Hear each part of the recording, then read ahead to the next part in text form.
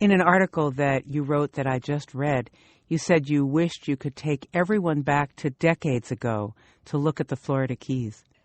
50 years ago, think about how much change has taken place in that short period of time. We have managed to consume on the order of 90% of the big fish in the ocean, the tunas, the swordfish, the sharks.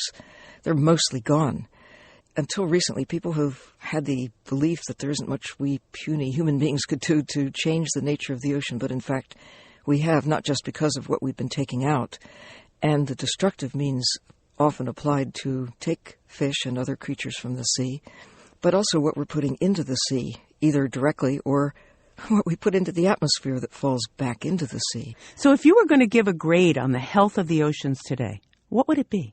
Well, it depends on which aspect. Across the board, the oceans are in trouble. It's hard for me to assign a specific grade, maybe C-.